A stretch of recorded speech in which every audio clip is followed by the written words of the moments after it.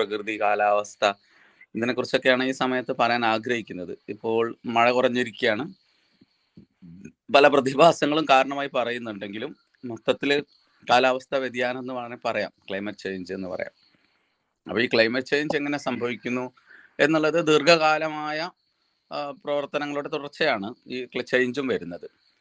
കേരളത്തെയാണ് ലോകത്തെ തന്നെ മറ്റ് പ്രദേശങ്ങളൊക്കെ വെച്ച് നോക്കുമ്പോൾ ഇത് ഏറ്റവും കൂടുതൽ ഗൗരവകരമായി ബാധിക്കുക കേരളം പോലൊരു സംസ്ഥാനത്താണ്. ഈവൻ ഗൾഫ് കൺട്രീസിലോ അല്ലെങ്കിൽ അങ്ങനെയുള്ള രാജ്യങ്ങളിൽ നിലവിലുള്ള സാഹചര്യത്തെ കൂടുതൽ ഭീകരമാക്കാൻ അവർക്ക് ബുദ്ധിമുട്ടുണ്ട്. കാരണം അവർ ടെമ്പറേച്ചർ എപ്പോഴും ഒരു ഉയർന്ന ടെമ്പറേച്ചറിലേക്ക് അവർ സീസണലായിട്ട്, ഈ പ്രത്യേകിച്ച് ഈ സമ്മർ സോൾസൈഡ് ഈ ഒരു സമയത്ത് അവർ ഉയർന്നു പോയി അവർക്കത് ശീലമുണ്ട്.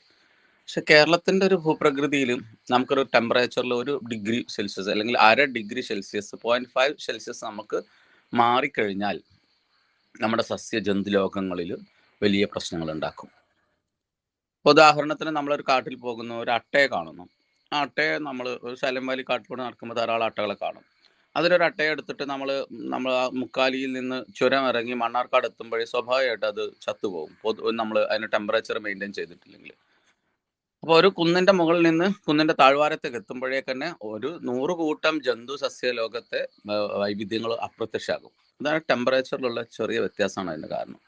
അപ്പോൾ നമ്മൾ സാധാരണ ടെമ്പറേച്ചർ 1, 2, 3 ഇങ്ങനെയാണ് നമ്മൾ ഇപ്പോൾ ഒരു നമ്മുടെ വീട്ടിലെ പിന്നെ AC നമ്മൾ വർക്ക് ചെയ്യുമ്പോൾ നമ്മൾ 18 17 മൈനസ് ചെയ്യുമ്പോൾ നമുക്കൊരു ഡിഗ്രി അങ്ങ് താഴ്ത്താൻ നമുക്കൊരു ബട്ടൻ്റെ ഒരു ഒറ്റ ക്ലിക്കിൻ്റെ ആവശ്യമുള്ളൂ. പക്ഷെ നമ്മുടെ അന്തരീക്ഷത്തിൽ 1 ഡിഗ്രി മാറി കളിക്കുക എന്ന് പറയുന്നത് ഒരു 100 ഒക്കെ നമ്മൾ മാറുന്നതിൻ്റെ ആഘാതം ഉണ്ടാവും. കാരണം ഓരോ 0.5°C ഭൂമിയിലെ ജീവലോകത്തെ സ്വാധീനിക്കാനുള്ള പ്രശ്നങ്ങളുണ്ട്. അപ്പോൾ കേരളത്തെ സംബന്ധിച്ചിടത്തോളം കേരളം നിൽക്കുന്ന ഒരു ഭൂപ്രകൃതി പശ്ചിമഘട്ടം എന്ന് പറയുന്നത് ഇപ്പം ഗുജറാത്തും തുടങ്ങുന്നുണ്ട്. ഗുജറാത്ത്, മഹാരാഷ്ട്ര, ഗോവ, കർണാടക വഴി കേരളത്തിൽ എത്തുമ്പോഴൊരു മാറ്റം സംഭവിച്ചു. അതുവരെ വെസ്റ്റേൺ ഘാട്ട് നിൽക്കുന്നത് കടലിൻ്റെ അരികിലാണ്. അതുകൊണ്ടാണ് തന്നെ ഇന്ത്യയുടെ പടിഞ്ഞാറൻ അരികിലുള്ള ഒരു മലനിര എന്ന നിലയിലാണ് വെസ്റ്റേൺ ഘാട്ട് എന്ന പേര് തന്നെ വരുന്നത്. ഘാട്ട് എന്ന് പറയുന്ന വാക്കിനൊരു പ്രത്യേകത ഉണ്ട്. ഈ ഇപ്പോൾ നമ്മൾ ഗംഗയിൽ യമുന തീരത്തൊക്കെ ഉണ്ടാക്കിയ പടവുകൾ, ഇപ്പോൾ ഡൽഹിയിലൊക്കെ യമുന ഘാട്ട് എന്നൊക്കെ കേൾക്കാം. ഗാന്ധിജി അതുപോലെയുള്ള മഹാന്മാരായ ആളുകളുടെ ഒക്കെ മരണം നടന്ന അവരൊക്കെ കബറടക്കുന്ന സ്ഥലങ്ങൾ ഘാട്ടുകൾ എന്ന് പറയും. അപ്പം ഘാട്ട് എന്ന് പറയുന്നത് പടവുകൾ എന്നാണ് അർത്ഥം. അപ്പൊ പടവുകള് ധാരാളമായിട്ട് ഇങ്ങനെ നമ്മുടെ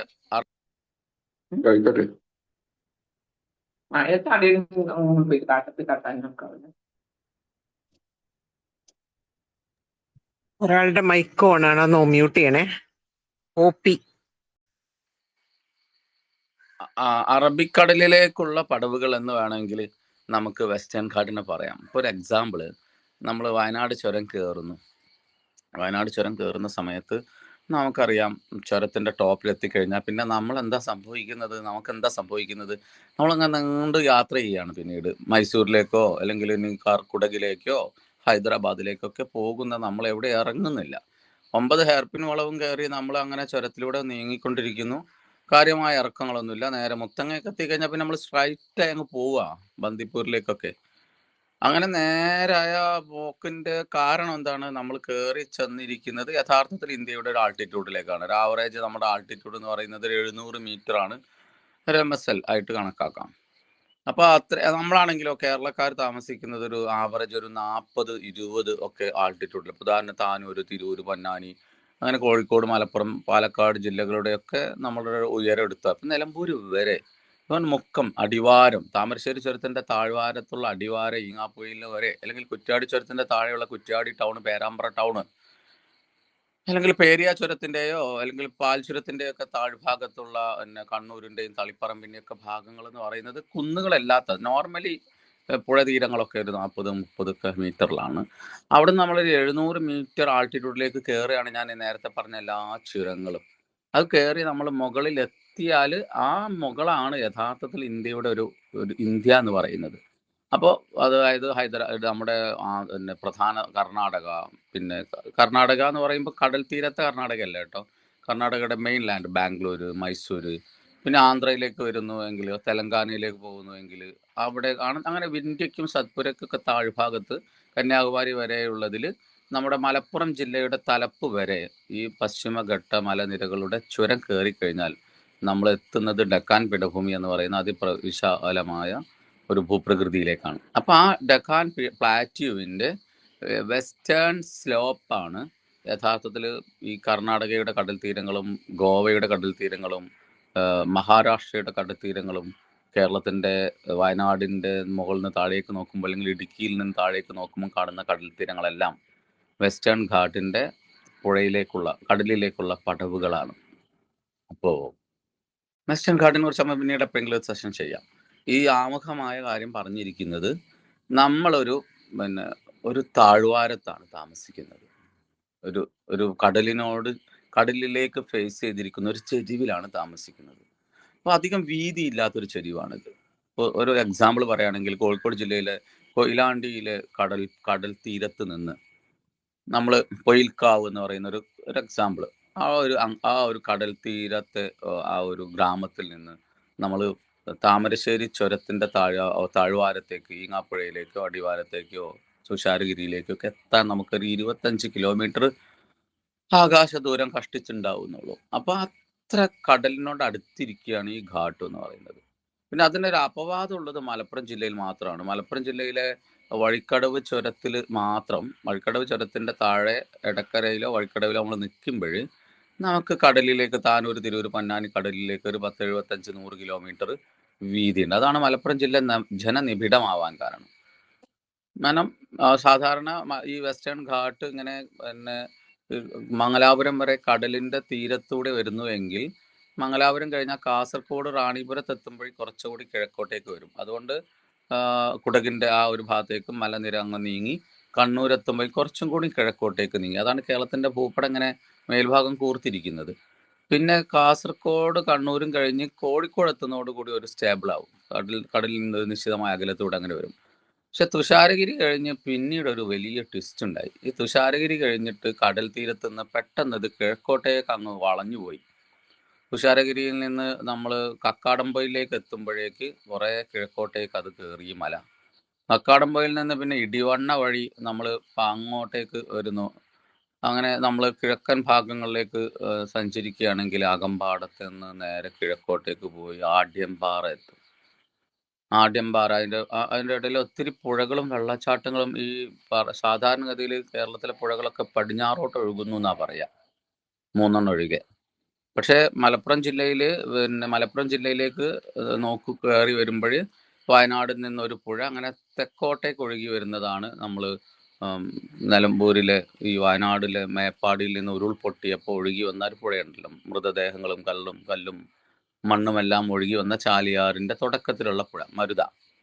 ആ പുഴയൊക്കെ ശരിക്കും കുറേ സമയം അത് കിഴക്ക് തെക്ക് ഭാഗത്തേക്ക് ഒഴുകിയിട്ട് ചാലിയാർ മുക്കിൽ വെച്ചിട്ട് ചാലിയാറിൽ ചേരുക ചെയ്യുന്നത്. അതിൽ ഒത്തിരി പുഴകളുണ്ട്. അങ്ങനെ ഉദാഹരണത്തിന് നിങ്ങളെല്ലാവരും പോകുന്ന കക്കാടംപൊയിൽ നിന്ന് ഒരു വെള്ളച്ചാട്ടം കാണാൻ പോകും, കോഴിപ്പാറ വെള്ളച്ചാട്ടം. ആ കോഴിപ്പാറ വെള്ളച്ചാട്ടത്തിൽ നിന്ന് നമ്മൾ ആ വെള്ളത്തിലൂടെ ഒഴുകി വരികയാണെങ്കിൽ അത് നേരെ മൂലേപ്പാടം ഇടിവണ്ണ വഴി അത് തേക്ക് മ്യൂസിയത്തിൻ്റെ ഈ കനോലി പ്ലോട്ടിൻ്റെ മേൽഭാഗത്ത് വെച്ചിട്ട് ചാലിയാറിൽ ചേരും. അപ്പം അത്രയും ദൂരം അത് സഞ്ചരിക്കുന്നത് തീർത്തും തെക്കൻ ദിശയിലേക്കാണ്. അങ്ങനെ അതുകൊണ്ടാണ് മലപ്പുറം ജില്ലയിൽ ഇങ്ങനെ സംഭവിച്ചത്. ഭൂപ്രകൃതി അങ്ങനെയാണ്. അതായത് ഈ കിഴക്കോട്ടേക്ക് മല അങ്ങ് പോയി, കൂടുതൽ കിഴക്കോട്ടേക്ക് പോയി. അങ്ങനെ ആഢ്യംപാറ കഴിഞ്ഞ് പിന്നെ ആ തമ്പുരാട്ടിക്കല്ലിൻ്റെ താഴെ കൂടി ഇങ്ങനെ വന്ന് കൊക്കോ എസ്റ്റേറ്റ് ഒക്കെ കഴിഞ്ഞ് വഴിക്കടവിലെത്തുന്നതോടുകൂടി ആ കിഴക്കൻ യാത്ര അവസാനിക്കും. അവിടെ ഒരു ചുരം ഉണ്ടായി, അതാണ് നാട് കാണിച്ചുരം. ഇത് കഴിഞ്ഞ് പിന്നീട് വീണ്ടും മല അങ്ങനെ നമ്മുടെ ഇടനാട്ടിലേക്ക് തന്നെ വരികയാണ്. അതാണ് കരുളായിലേക്ക് എത്തുമ്പോൾ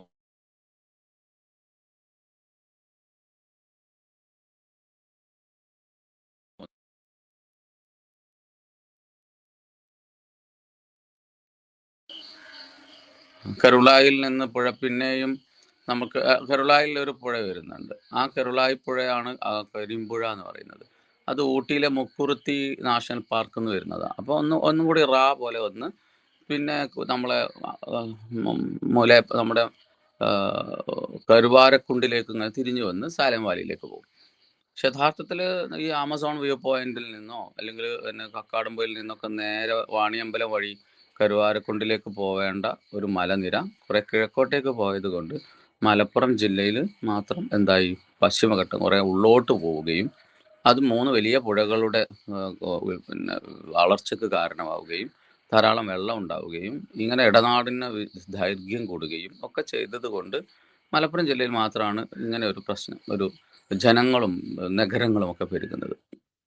അത് കഴിഞ്ഞാൽ വെസ്റ്റേൻഘട്ട് പിന്നീട് മലമ്പുഴ വഴി അവസാനിക്കുകയാണ് ചെയ്യുന്നത്. പിന്നീട് ഒരു 40 കിലോമീറ്റർ 45 കിലോമീറ്റർ ഒക്കെ വീതിയിൽ മല ഇല്ലാതാവുകയും അതിനാണ് നമ്മൾ പാലക്കാട് ഗ്യാപ്പ്, പാലക്കാട് ചുരം എന്ന് വിളിക്കുന്നത്.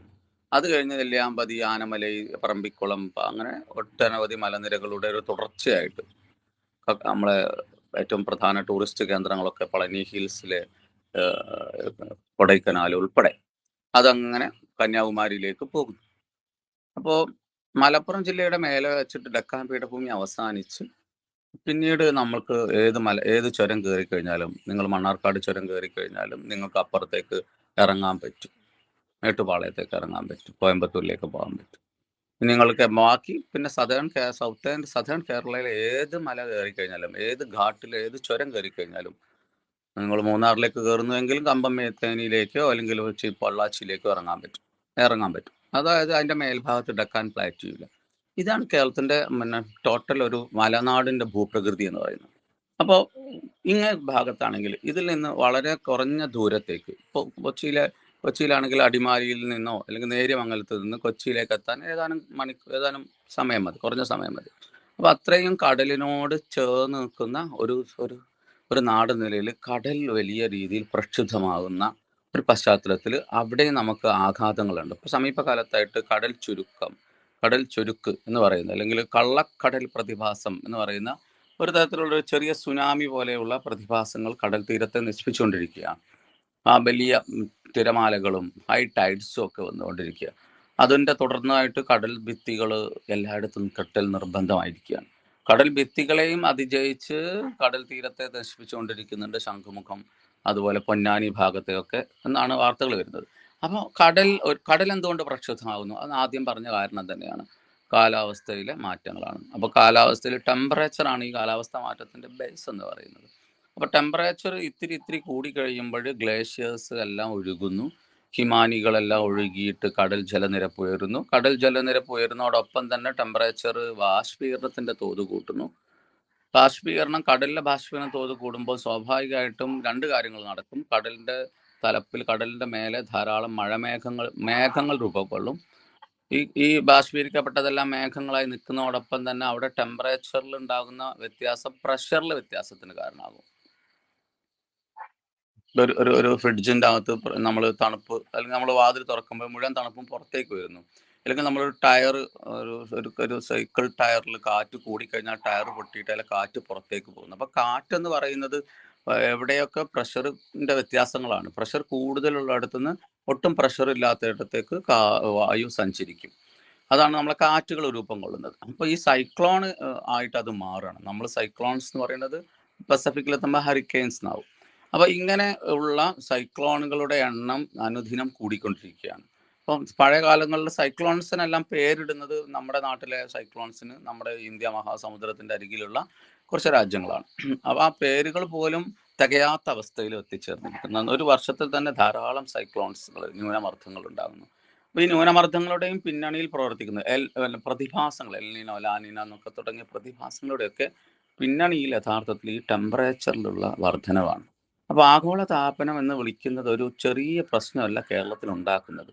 ഇത്രയും സൈക്ലോൺസുകൾ വരുമ്പോഴും ന്യൂനമർദ്ദങ്ങൾ ഉണ്ടാകുമ്പോഴും നമ്മുടെ മഴ പെയ്യുന്നതിന് പകരം ഒന്നിച്ച് വീഴുന്ന ചിത്രമാണ് ഇപ്പോൾ ഉള്ളത്. മലയാളത്തിൽ വാക്കൊന്നുമില്ല, നമ്മൾ മേഘസ്ഫോടനം എന്നൊക്കെ പറയാം. അങ്ങനെ നമുക്കാണെങ്കിൽ ഈ മേഘസ്ഫോടനം ഉണ്ടാക്കുന്ന പ്രശ്നം ചില്ലറയല്ല. ഇപ്പോൾ ഉദാഹരണത്തിന് ഇപ്പം മലബാറിലെ ഓരോ പോക്കറ്റുകൾ, നമ്മളിവിടെ മലപ്പുറം ജില്ലയിലാണെങ്കിൽ കുണ്ടുകൾ എന്നാണ് പറയുക. വെസ്റ്റേൺ ഘാട്ടിൽ ധാരാളം കുണ്ടുകളുണ്ട്. അതായത് മലമടക്കുകളെയാണ് ഈ പറയുന്നത്. കരുവാരക്കുണ്ട്, കേരളാംകുണ്ട്, അങ്ങനെ ഒത്തിരി സ്ഥലങ്ങളുണ്ട്. അല്ലെങ്കിൽ ചിലയിടങ്ങളിൽ അതിനെ പൊയിലുകൾ എന്ന് പറയും. ആനക്കാംപൊയിൽ, മുത്തപ്പൻ പൊയിൽ, പിന്നെ കക്കാടം പൊയിലുകൾ, ഇങ്ങനെയുള്ള പൊയിൽ എന്ന് പറയുന്നത് ഒരു മലയുടെ താഴ്വാരങ്ങളെയാണ്, എന്നാലും മലയുടെ മുകളിലുമാണ്. അങ്ങനെ നമ്മളുടെ താഴ്വാരങ്ങളിൽ ഈ മല മടക്കുകളിലേക്ക് ഈ മേഘങ്ങൾ ഒന്നിച്ച് വരികയും ചിലയിടങ്ങളിൽ അത് അവിടെ നിന്ന് പോവാതെ അവിടെ നിന്ന് പെയ്യുകയും ചെയ്ത് അത് മേഘസ്ഫോടനം എന്ന് പറയാൻ പറ്റും. അത് ഹിമാലയത്തിലൊക്കെയാണ് കൂടുതൽ, പക്ഷെ നമ്മൾ പത്രക്കാർ അതാണ് എഴുതാറുള്ളത്.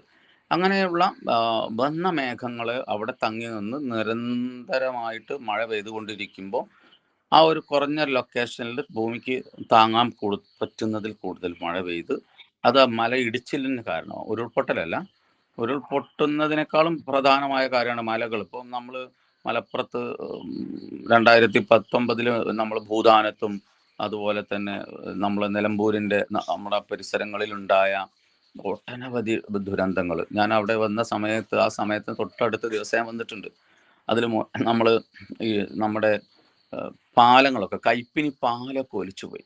അപ്പോൾ പാലൊക്കെ ഒലിച്ചു പോകാൻ കാരണം നമ്മളെ നിർമ്മാണത്തിലുള്ള പ്രശ്നമാണ്. ചാലിയാറിൻ്റെ തലപ്പിൽ ധാരാളം കാടുകളാണെന്നും വയനാടൻ മലനിരകളിലുള്ള കല്ലും മരങ്ങളും പാറകളും ഒക്കെ ഒഴുകി വന്ന് പോകുന്ന, അല്ലെങ്കിൽ അത് ലോ ലാൻഡിലേക്ക് എത്തുന്നത് ഈ കൈപ്പിനിയുടെ മേൽഭാഗത്തുള്ള ചുങ്കത്തറയുടെ പിന്നെ ആ ഒരു മേഖലയിലാണ് ഇത് എത്തിച്ചേരുക എന്നുള്ള സാമാന്യ ബോധമില്ലാത്ത എഞ്ചിനീയേഴ്സ് അവിടെ ചാലിയാറിന് കുറുകെ പൂക്കോട്ട് മണ്ണ റെഗുലേറ്റർ കം ബ്രിഡ്ജ് എന്ന് പറയുന്ന ഒരു നിർമ്മാണ പ്രവർത്തനം നടത്തി. അതാണ് നമ്മൾ എഞ്ചിനീയേഴ്സിനെ പുഴകളും കാടും മണ്ണും കാണിക്കണം എന്ന്. സിജിയിലെ ട്രെയിനേഴ്സ് അവരൊക്കെ കരിയർ ഗൈഡൻസ് ഒക്കെ നൽകിയിട്ട് ഇന്ത്യയിലെ മികച്ച അക്കാഡമിഷ്യൻസ്, മികച്ച എഞ്ചിനീയേഴ്സോ അല്ലെങ്കിൽ ഭരണകർത്താക്കളൊക്കെ ആക്കി മാറ്റുമ്പോൾ ഇവർ ഈ മണ്ണിനെയും കാലാവസ്ഥയും അറിയാതെ പോകുമ്പോൾ ഒരു ഗൂഗിൾ മാപ്പിൽ നോക്കിയിട്ട് ചാലിയാറിൻ്റെ കുറുകെ ഇവിടെ ഒരു ഡാം പണിതാൽ ആ ഡാം എക്കാലവും മികച്ചതായിരിക്കും, അത് ധാരാളം വെള്ളം കിട്ടും എന്നൊക്കെ പറയുമ്പോഴും ഈ ഡാമിന്റെ ഷട്ടർ പൊക്കി വെച്ചിരുന്നവർ, ഷട്ടർ പൊക്കി വെച്ചപ്പോൾ എന്താ സംഭവിച്ചതെന്ന് വെച്ചാൽ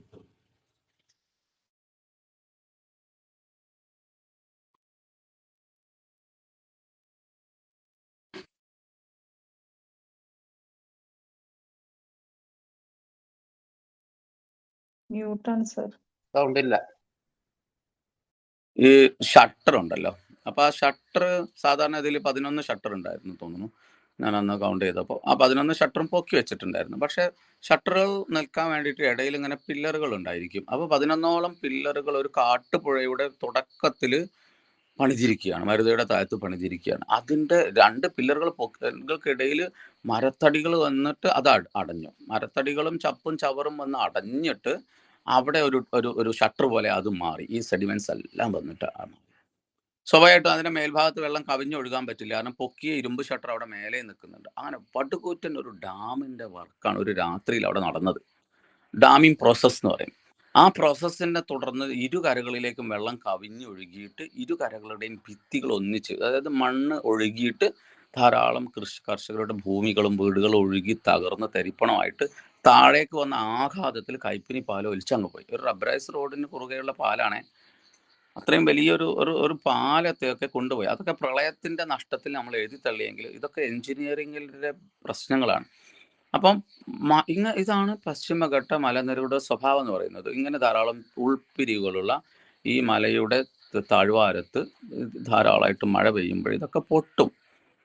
അതാണ് നമ്മൾ ഈ ചൂരൽമലയിൽ, മുണ്ടക്കയിൽ, നമ്മുടെ നിലമ്പൂരിലെ പിന്നെ മണ്ണിലൊക്കെ ഉണ്ടായത്. കാടംപൊയിലും ആനക്കാമ്പൊയിലും ഒക്കെ ധാരാളം ഉരുൾപൊട്ടലുകളും ലാൻഡ് സ്ലൈഡ്സുകളൊക്കെ ഉണ്ടായതിൻ്റെ കാരണം അമിതമായ പെയ്ത്താണ്. അതോടൊപ്പം തന്നെ നമ്മുടെ ഭൂഘടനയിൽ ഉണ്ടാക്കുന്ന ആഘാതങ്ങൾ ചില്ലറയില്ല, നമുക്ക് ഓരോരുത്തർക്കും അതിവിടെ പറയാതെ അറിയാം. അപ്പോൾ ഇത്രയും പറഞ്ഞിരിക്കുന്നതിൽ നിന്ന് നമുക്കൊരു കാര്യത്തിലേക്ക് തിരിച്ചു വരാം. നമ്മൾ കാലാവസ്ഥ വ്യതിയാനത്തിന്റെ ആഘാതങ്ങൾ ഫേസ് ചെയ്യാൻ തയ്യാറായിരിക്കണം. മറ്റു രാജ്യങ്ങൾ, അറബ് രാജ്യങ്ങളിലേക്കോ അല്ലെങ്കിൽ ഇന്ത്യയിലെ തന്നെ പീഠഭൂമിയിലേക്കോ അല്ലെങ്കിൽ ഉത്തരേന്ത്യയിലെ പ്ലെയിൻസിലേക്കോ ഒക്കെ പോയാൽ കാണുന്നതിനേക്കാൾ കൂടുതൽ ഇഷ്യൂസുകൾ നമുക്കുണ്ടാകും. കടൽ ക്ഷോഭം ഉണ്ടാകും, കടൽ ജലനിരപ്പ് ഉയരുന്ന പ്രശ്നങ്ങൾ ഉണ്ടാകും. അത് കടൽ ജീവിതത്തെ, മുക്കുവന്മാരുടെയും കടലിനെ ആശ്രയിക്കുന്ന ടൂറിസത്തെയും ഒക്കെ ബാധിക്കും. ഇടനാടൻ കുന്നുകളിൽ മാത്രമാണ് പെൻഷനുകളും സേഫ് എന്ന് നമുക്ക് തോന്നും. നമ്മുടെ മലബാറിലൊക്കെ ഇടനാടൻ കുന്നുകൾ ധാരാളമുണ്ട്. ഈ ഇടനാടൻ കുന്നുകളുടെ താഴ്വാരം പക്ഷെ ഒക്കെ ഫ്ലഡ് പ്ലെയിൻസ് ആണ്. ഫ്ലഡ് പ്ലെയിൻസ് എന്ന് പറയുന്നത് ഉദാഹരണത്തിന് ചാലിയാറിലെ വെള്ളം കയറുന്ന സ്ഥലങ്ങളായിരിക്കും നമ്മൾ കുളിമാട്, ചേന്ദമംഗലൂർ, വാഴക്കാട്, അരീക്കോട്, അങ്ങനെ കൊടിയത്തൂർ, ഇങ്ങനെ ചാലിയാറിൻ്റെ ഇരുകരകളിലുള്ള ഒരുപാട് 22ഓളം പഞ്ചായത്തുകൾ ഈ മലവാരത്തിൽ നിന്ന് ഒഴുകി വരുന്ന വെള്ളത്തെ ഉൾക്കൊള്ളാനുള്ള plain area, flood plain area എന്ന് പറയും ജോഗ്രഫിക്കലി. ആ ഏരിയകളൊക്കെ നമ്മൾ വെള്ളത്തിൽ മുങ്ങും. സ്വാഭാവികമായിട്ടും പ്രളയം നമ്മളെയൊക്കെ പ്രശ്നങ്ങളാക്കും. അപ്പം ഇവിടെയും കുന്നുകൾ ഇടിയും. ഇവിടെയൊക്കെ ധാരാളമായിട്ട് കുന്നിൻ്റെ മേലെ നിർമ്മാണങ്ങൾ നടക്കുന്നു. ആ നിർമ്മാണങ്ങൾ തടായികളായിരുന്ന ഇടനാടൻ കുന്നുകളുടെയൊക്കെ മേലെ ധാരാളമായിട്ട് കണ്ടിന്യൂസ് ആയിട്ട് വർക്കുകൾ നടന്നുകൊണ്ടിരിക്കുക. എയർപോർട്ടിന് മണ്ണെടുക്കുന്നു, ആശുപത്രികൾ പണിയുന്നു, ഫാക്ടറികൾ പണിയുന്നു, ഒട്ടനവധി നിർമ്മാണങ്ങൾ നടക്കുന്നു. ഈ നിർമ്മാണ പ്രവർത്തനങ്ങളെല്ലാം അതിൻ്റെ മുകളിലുള്ള വെള്ളത്തെ സ്വീകരിക്കാനുള്ള കുന്നുകളുടെ, അത് ഇടനാടൻ ചെങ്കൽ കുന്നുകളൊക്കെ ഓരോ ചെറിയ ചെറിയ വാട്ടർ ടാങ്കുകളാണ്. ആ വാട്ടർ ടാങ്കുകൾ ആയിരിക്കുന്നത് അത് ലാട്രൈറ്റ് ഹിൽസ് ആയതുകൊണ്ടാണ്. ഈ ലാട്രൈറ്റ് ഹിൽസ് ഇതിനുള്ളിലെ ചീടി ചവിടി എന്ന് പറയുന്ന മണ്ണിലാണ് ഇതെല്ലാം സൂക്ഷിച്ചു വെച്ചിരിക്കുന്നത്. അപ്പോൾ ഈ ചെങ്കൽ പാറകൾക്ക് ധാരാളം സുഷിരങ്ങളുണ്ട്. ആ സമയം കഴിഞ്ഞല്ല, 57ആയി. ചെങ്കൽ പാറകൾക്ക് സുഷിരങ്ങളുണ്ട്. ഈ മണ്ണിന് മണ്ണല്ല ഇത് യഥാർത്ഥത്തിൽ. ലാറ്ററൈറ്റ് സോയിൽ എന്ന് പറയുന്നത് ഒരു സാധാരണ ഉത്തരേന്ത്യയിലൊക്കെ കാണുന്ന അല്ലെങ്കിൽ ഗൾഫിലെല്ലാം കാണുന്ന മണ്ണിൽ നിന്ന് വിഭിന്നമായിട്ട് ധാരാളം ചെറുപാറകളുടെ കൂട്ടങ്ങളായിരിക്കും, ചെറുതരികളുടെ കൂട്ടങ്ങളായിരിക്കും. അപ്പം വെള്ളത്തെ സ്വീകരിക്കാനുള്ള അസാധാരണമായ കഴിവ് ഈ മലകൾക്കുണ്ട്, ഈ ചെങ്കൽ മലകൾക്കുണ്ട്. ഇപ്പോൾ കോട്ടക്കുന്നിൻ്റെ മേലെ നിങ്ങൾ എത്ര തിമർത്ത് മഴ പെയ്താലും ആ വെള്ളം മുഴുവൻ കുന്നിലൊരു വെള്ളപ്പൊക്കം ഉണ്ടാക്കാതെ ആ കുന്ന് സ്വീകരിച്ച് കുന്നിൻ്റെ താഴ്വാരത്തെ ചോലകളിലേക്കൂടെ ഒഴുക്കി ചോലകളുടെ താഴെ ക്ലേ വന്ന്, അതാണ് ലാറ്ററൈറ്റ് ക്ലേസ്, നമ്മൾ മൺപാത്രമൊക്കെ ഉണ്ടാക്കാൻ എടുക്കുന്ന ക്ലേ, വയലിലെ മണ്ണായിട്ട് അവിടെ കുറച്ച് ക്ലേയിൽ ഇതെല്ലാം വന്ന് നിന്ന് അങ്ങനെ നമ്മൾക്കൊരു ഒരു ഒരു ഒരു വയൽ എന്ന് പറയുന്ന സിസ്റ്റം, അതിനിടയിൽ ഒരു കൈത്തോടുകളും തോടുകൾ വളർന്ന് വലിയ തോടുകളും അത് ചെറുപുഴകൾ ഈ പറയുന്ന ചാലിയാറിനെയും അതുപോലെ അനേകം കേരളത്തിലെ പുഴകളെയൊക്കെ ജീവനുള്ള ഒരു പുഴകളാക്കി മാറ്റും. ഇപ്പോൾ കോഴിക്കോട് കല്ലായിപ്പുഴ ഒക്കെ ഇടനാടൻ ചെങ്കൽക്കുന്നിന്ന് വരുന്ന പുഴയാണ്. ഒരു എക്സാമ്പിൾ, കോഴിക്കോട് സിറ്റിയിൽ ഒരു പുഴ കാണുന്നുണ്ടല്ലോ, മാമ്പുഴ എന്നാണ് ശരിക്കും അതിൻ്റെ പേര്. അപ്പം മാമ്പുഴയുടെ തുടക്കം എന്ന് പറയുന്നത് കുന്നമംഗലത്തെയോ അല്ലെങ്കിൽ കുറ്റിക്കാട്ടൂരിലെയോ ഒക്കെ ഇന്നത്തെ വലിയ കെട്ടിടങ്ങൾ അതിൻ്റെ മേലൊക്കെ ഒരു കുന്നിൻ്റെ മേലെ IIM ഉണ്ട്, ഒരു കുന്നിൻ്റെ മേലെ പിന്നെ മൊന്റാനയുണ്ട്, അങ്ങനെ ഒട്ടനവധി ഉദാഹരണങ്ങൾ കാണാൻ പറ്റും. അപ്പോൾ ഇതെല്ലാം നമ്മുടെ ഘടനയിൽ ഉണ്ടാകുന്ന മാറ്റങ്ങളാണ്. അത് നമ്മുടെയൊക്കെ ജൈവവൈവിധ്യത്തെയും നമ്മുടെയൊക്കെ ജീവിതത്തെയും ബാധിക്കുന്ന ചില കാര്യങ്ങൾ കൂടിയാണ്. അപ്പം എല്ലാവർക്കും നന്ദി. നമ്മൾ 3-4 മിനിറ്റ് ലേറ്റ്. തുടർന്നോളൂ സർ. ആ അപ്പോൾ ഈ ഒരു പിന്നെ കാര്യത്തിൽ നമ്മൾ കൂടുതലായിട്ട് ജാഗ്രത, എന്താ പറയുക, നമ്മൾ പഠന ക്ലാസ്സുകളൊക്കെ നടത്തേണ്ടതുണ്ട്. കേരളത്തിൻ്റെ ഭൂപ്രകൃതി, കാലാവസ്ഥ, അതിൻ്റെ ഞാൻ ബയോജോഗ്രഫി എന്ന് പറയുന്നത്, അത് ജൈവ ഭൂപ്രകൃതി എന്ന് പറയുന്ന ഒരു കാര്യമാണ് ഇതൊക്കെ. നമ്മൾ അതായത് പൊളിറ്റിക്കൽ അല്ലെങ്കിൽ ഫിസിക്കൽ മാപ്പുകളല്ല നമ്മൾ എപ്പോഴും പഠിക്കേണ്ടത്. അതായത് ഉദാഹരണത്തിന് നിലമ്പൂരിലുള്ള ഒരാൾ അല്ലെങ്കിൽ അരീക്കോടുള്ള ഒരാൾ, കൊണ്ടോട്ടിയിലുള്ള ഒരാൾ വയനാട് എന്ന് പറയുന്നത് അതിവിദൂരമായൊരു സ്ഥലമായി കണക്കാക്കുകയും അങ്ങനെ മേപ്പാടിയിലേക്ക് നിലമ്പൂരിൽ നിന്നൊരാൾ പോകുമ്പോൾ ഒന്നുകിൽ നാടുകാണി ചുരം കയറിയിട്ട് അങ്ങ് വലമണ്ടയിലൂടെ ഒരു 3-4 മണിക്കൂർ സഞ്ചരിച്ച് കൽപ്പറ്റയിൽ നിന്നോ മീനങ്ങാടിയിൽ നിന്നൊക്കെ സഞ്ചരിച്ച് അദ്ദേഹം അല്ലെങ്കിൽ വൈത്തിരിയിലൂടെയൊക്കെ സഞ്ചരിച്ച് ഈ പറയുന്ന ദുരന്തം ഉണ്ടായ സ്ഥലത്തെത്തും, മുണ്ടക്കൈയിലെത്തും. യഥാർത്ഥത്തിൽ മുണ്ടക്കൈയുടെ മുകളിൽ നിന്ന് താഴേക്ക് ഇറങ്ങുമ്പോൾ അത് നിലമ്പൂരിലേക്ക് ഇറങ്ങുകയാണെങ്കിൽ 4-5 കിലോമീറ്റർ കൊണ്ട് നിലമ്പൂരിലെത്താനുള്ളൊരു ദൂരമേ ഇതിനുള്ളൂ. അപ്പം നമ്മൾ കാണുന്നത് ഒരു പൊളിറ്റിക്കൽ മാപ്പാണ്. കോഴിക്കോട് ജില്ലയിലൂടെ കടന്ന് മലപ്പുറം ജില്ലയിൽ നിന്നൊരാൾ കോഴിക്കോട് ജില്ലയിലൂടെ കടന്ന് അങ്ങ് പോയി അവിടെ എത്തുന്ന ഏതോ ഒരു മണ്ണായിട്ടാണ് ഈ ഒരു ടൂറിസ്റ്റിന് അല്ലെങ്കിൽ ഒരു പൊളിറ്റീഷ്യന് തോന്നുന്നത്, അല്ലെങ്കിൽ നമ്മളെ ഭരണകർത്താക്കൾക്ക് തോന്നുന്നത്. സ്കൂൾ അവധി പ്രഖ്യാപിക്കുന്ന കണ്ടില്ലേ? വയനാട്ടിൽ മേപ്പാടിയിൽ തിമർത്ത് മഴ പെയ്യുമ്പോൾ മേപ്പാടിയിൽ അവധി പ്രഖ്യാപിക്കും, നിലമ്പൂർ അവധി പ്രഖ്യാപിക്കില്ല. കാരണം രണ്ട് ഡിസ്ട്രിക്റ്റാണ്. ഒരു ഡിസ്ട്രിക്റ്റിൽ നിന്ന് അടുത്ത ഡിസ്ട്രിക്റ്റിലേക്ക് പോകേണ്ട ഒരു ആവശ്യമില്ലല്ലോ അവധി പ്രഖ്യാപിക്കുമ്പോൾ. അപ്പം അവധി പ്രഖ്യാപിക്കുന്ന ദുരന്തത്തെ ഭയന്നിട്ടാണ്. ആ ദുരന്തം പക്ഷെ അവധി പ്രഖ്യാപിക്കുമ്പോൾ ഒരിക്കലും നമ്മളെ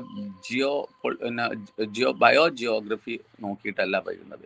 അപ്പോൾ ഫ്ലഡ് പ്ലെയിൻസ് ഏരിയയും നോക്കുന്നില്ല. ഇപ്പോൾ ഉദാഹരണത്തിന് ചാലിയാറിൽ ഒരു വെള്ളപ്പൊക്കം ഉണ്ടാകുമ്പോൾ കോഴിക്കോട് കലക്ടർ അവധി പ്രഖ്യാപിക്കും, അതേ കരയുടെ ഇങ്ങേ കരയിൽ മലപ്പുറത്ത് അവധി കാണില്ല. അപ്പം നമുക്കിപ്പോഴും, കാരണം ഇത് പൊളിറ്റിക്കൽ യൂണിറ്റ് ആയിട്ടാണ് നമ്മൾ ഇതിനൊക്കെ കാണുന്നത്. അതുകൊണ്ടുള്ള പ്രശ്നങ്ങൾ ചില്ലറയല്ല.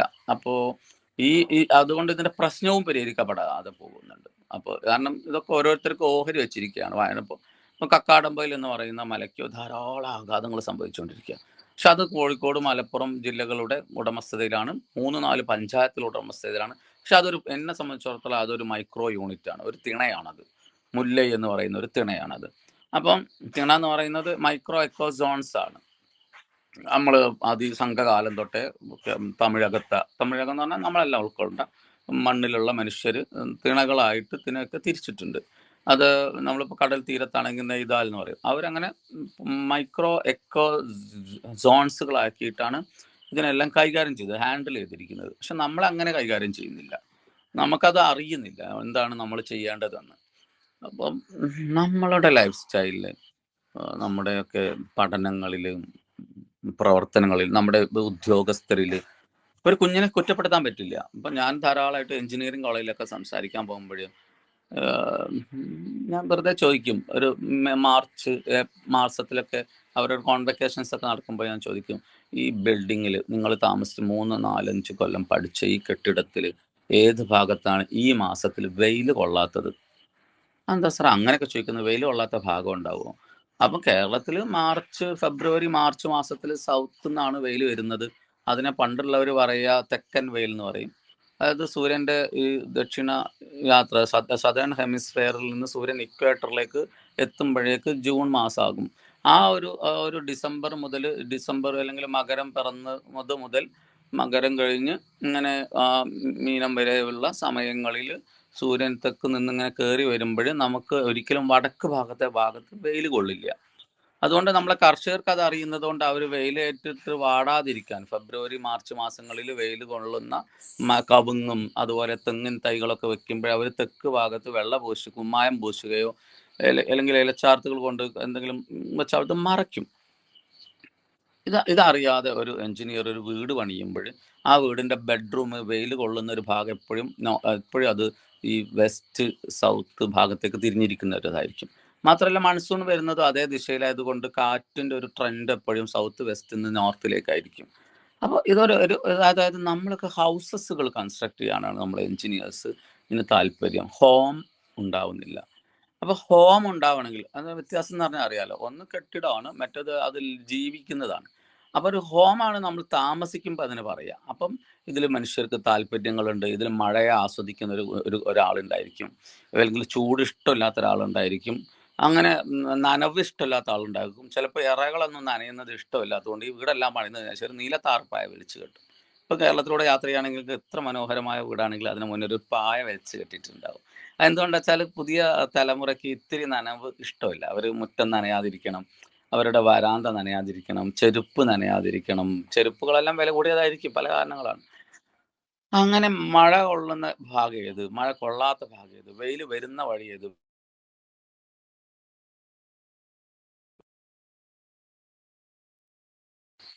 പഠനത്തിന് തന്നെ സാധ്യതയുള്ള സാധനങ്ങളാണ്. അപ്പം നമ്മൾ അവരെ കുറ്റപ്പെടുത്താൻ പറ്റില്ലല്ലോ എഞ്ചിനീയേഴ്സിനെ. കാരണം അവൻ പാലായിലാണ് പഠിച്ചത് 2 കൊല്ലം, പിന്നെ അവന് കോളേജിൽ അഡ്മിഷൻ കിട്ടി, അവന് ജോലി കിട്ടി, അവൻ ഒരു ഉദ്യോഗസ്ഥനായി. നമ്മൾ അവനെ ഒരിക്കലും ഒരു തോട്ട് വരമ്പത്ത് കൊണ്ടുപോയിട്ടില്ല, ഒരു പുഴയിൽ കുളിപ്പിക്കാൻ കൊണ്ടുപോയിട്ടില്ല, ഒരു മലഞ്ചെരുവിലൂടെ നടത്തിയിട്ടില്ല, ഒരു നാച്ചുറൽ ക്യാമ്പിന് പങ്കെടുത്തിട്ടില്ല. അവൻ കാറ്റും വെയിലും കൊണ്ടിട്ടില്ല. അവൻ മിടുക്കനായിരുന്നു. അതാണ് സംഭവിച്ചത്. Okay, thank you.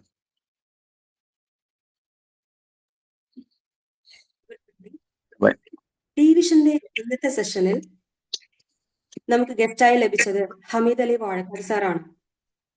അദ്ദേഹം നാഷണൽ ഗ്രീൻസ് കോർപ്പറേഷൻ മലപ്പുറത്തിന്റെ ഡിസ്ട്രിക്ട് കോർഡിനേറ്ററും ഗുഡ് എർത്ത് ഓർഗനൈസേഷന്റെ പ്രസിഡന്റുമാണ്. അദ്ദേഹം നല്ല ഒരു ട്രാവലറും എൻവയോൺമെന്റലിസ്റ്റുമാണ്. വെസ്റ്റേൺ ഗാർഡ്സിന്റെ പ്രാധാന്യത്തെക്കുറിച്ച് അദ്ദേഹം വളരെ വിശദമായി പറഞ്ഞു തന്നു. ഇന്ത്യയിലെ ഒട്ടുമുക്കാൽ ദൂരവും ഈ കുറഞ്ഞ സമയം കൊണ്ട് ചുറ്റി സഞ്ചരിക്കാൻ നമുക്ക് സാധിച്ചു. കാലാവസ്ഥാ വ്യതിയാനങ്ങൾ എങ്ങനെ ഉണ്ടാകുന്നു, അത് എങ്ങനെ ബാധിക്കുന്നു എന്നുള്ള വളരെ സിമ്പിളായ സാർ നമുക്ക് മുമ്പിൽ അവതരിപ്പിച്ചു. വളരെ ഒരു നല്ല സെഷൻ ഡിവിഷന് വേണ്ടി അവതരിപ്പിച്ചതിന് ഹമീദ് അലി സാറിനോടുള്ള നന്ദി അറിയിക്കുന്നു. Thank you sir. സാങ്കേതിക തടസ്സം നേരിട്ട അവസരത്തിൽ ആരും ആവശ്യപ്പെടാതെ തന്നെ ആ ഒരു പ്രയാസം മനസ്സിലാക്കി ഗസ്റ്റ് വരുന്നത് വരെ ഒരു മടിയും കൂടാതെ സംസാരിക്കാൻ ഏറ്റെടുത്ത ഹാഷിം സാറിനോടുള്ള അകമഴിഞ്ഞ നന്ദി അറിയിക്കുന്നു. ഹാഷിം സർ വയനാട് WMO കോളേജിലെ പ്രൊഫസറാണ്. Thank you Hashim sir. ഡിവിഷന്റെ ഡയറക്ടർ ലൂസിയ മാഡം, സംഘാടക പ്രതിനിധികൾ, പ്രോഗ്രാം കാണുന്ന ഓരോരുത്തർക്കുമുള്ള അകമഴിഞ്ഞ നന്ദി ഒറ്റ വാക്കിൽ പറഞ്ഞുകൊണ്ട് ഇന്നത്തെ സെഷൻ അവസാനിച്ചതായി അറിയിക്കുന്നു. Thank you all. Thank you.